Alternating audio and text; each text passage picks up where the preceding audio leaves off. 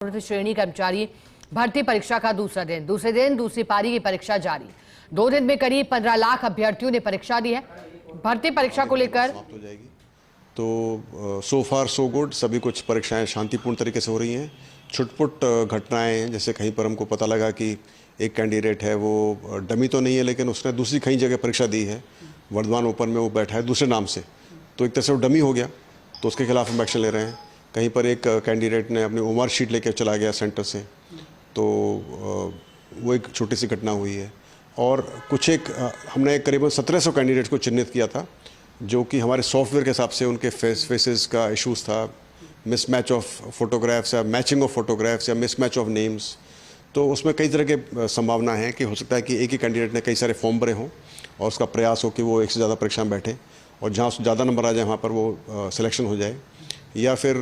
दूसरे नाम से वो परीक्षा में बैठे या अपने भाई बहन के नाम से परीक्षा में बैठे। तो इस तरह के कई सारे वो संभावनाएं हैं जिन पर हमने गौर किया हुआ है और वो सब हमारे रडार के ऊपर हैं और उनकी जांच की जा रही है। मुझे पूरी उम्मीद है कि यदि किसी ने ज़्यादा फॉर्म भरे होंगे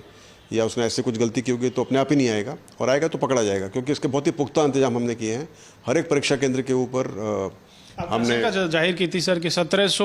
लोगों का जो डेटा है वो काफ़ी मिसमैच है, फोटो मिलानी हो रही है, तो अभी तक किस तरह की जानकारी इसको ले? तो वही मैं कह रहा हूँ कि वो मिसमैच या मैच दोनों तरह के हैं, इसमें मिसमैच ऑफ नेम या मैचिंग ऑफ फोटोग्राफ हो रहा है, और ये सॉफ्टवेयर से जनरेटेड होता है, तो उसमें थोड़ी त्रुटि की संभावना भी रहती है। तो ये कहना बिल्कुल कम्प्लीटली सही नहीं होगा कि सारे केसेस ऐसे हैं या सब में ऐसा होगा, लेकिन सॉफ्टवेयर उसको डिफरेंस दिखाता है कि इसके अंदर ये फोटोग्राफ्स कुछ मैच कर रहे हैं, उनके नाम अलग अलग हैं। तो उनको हमने संज्ञान में लिया हुआ है और इन सब कैंडिडेट्स की जांच हो रही है। यदि परीक्षा दे देने के बाद भी उनकी जांच की जाएगी और कहीं पर हमको लगेगा कि इसमें शक है या वो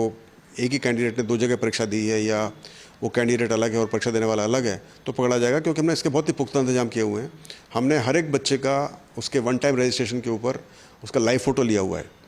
और एडमिट कार्ड जब बच्चा लेके जा रहा है उसका लाइव फ़ोटो भी है उसके ऊपर, और उसका जो फ़ोटो उसने अपलोड किया वो भी है। और हर एक कैंडिडेट्स के जो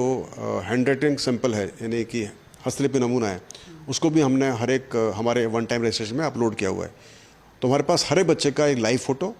और उसका हैंड राइटिंग सैंपल है, और कोई संभावना नहीं कि वो अपने लाइव फ़ोटो में किसी डमी का फ़ोटो लगा दे, क्योंकि उसके बाद फिर हमेशा उसी को फ़ोटो का इस्तेमाल करना पड़ेगा, तो ऐसी संभावना नहीं है। इसके अलावा हर परीक्षा में हम अभ्यर्थी को उसके अटेंडेंस शीट पर और ओमार शीट पर उसके हैंड राइटिंग सैंपल लेते हैं। हर एक सेंटर पर उसकी बायोमेट्रिक्स होती है, उसके फिंगरप्रिंट्स लिए जाते हैं, और कुछ समय पश्चात ये सब कुछ प्रक्रिया आधार से भी लिंक हो जाएगी। तो मुझे नहीं लगता कि इतना सब कुछ करने के बाद भी कोई भी अभ्यर्थी प्रयास करेगा, कोई कैंडिडेट प्रयास करेगा कि डमी का इस्तेमाल कर ले। और एक और बताना चाहूँगा कि जब ये अभ्यर्थी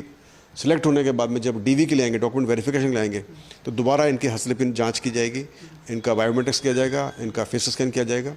तो डमी हर स्टेज पर आना कि वो अपना वन टाइम रजिस्ट्रेशन करा दे, एग्ज़ाम हॉल में आ जाए, डीवी में आ जाए और फिर उसके बाद दोबारा ज्वाइन कर ले, तो ये बिल्कुल ही असंभव है। तो मुझे लगता नहीं कि डमी कैसे को प्रयास होगा। बड़ी समस्या थी सर एक डमी अभ्यर्थियों की, जिसको रोकने के लिए बहुत सारे कदम आपकी ओर से उठाए गए हैं। 3 लेयर चेकिंग सिस्टम की बात की जा रही है कि परीक्षा केंद्र पर 3 लेयर चेकिंग सिस्टम है, सीसीटीवी से पूरी मॉनिटरिंग हो रही है, वीडियोग्राफी हो रही है। इसके अलावा इस बार जो खास इंतजाम किए गए हैं, ना अभ्यर्थियों को पेपर दिया जा रहा है और ना ही पेपर को लेकर विश्लेषण कर सकते हैं, ये भी आपकी ओर से निर्देश दिए गए हैं। क्या शुचिता की दृष्टि से कितने कर? एक्चुअली क्या है कि चूंकि बहुत बड़ी परीक्षा है, 25 लाख अभ्यर्थी इसमें बैठे हैं, 53-54 हज़ार इसके अंदर पद हैं, तो ये बहुत सारे लाखों उम्मीदवारों, लाखों युवकों की ये आकांक्षा के अनुरूप कार्रवाई हो रही है, और इससे लगभग 54 हज़ार घरों के अंदर रोशनी होगी, चूल्हे जलेंगे, तो इसलिए इसका महत्व बहुत बढ़ गया है। इससे बड़ी भर्ती पहले कभी नहीं हुई राजस्थान के अंदर,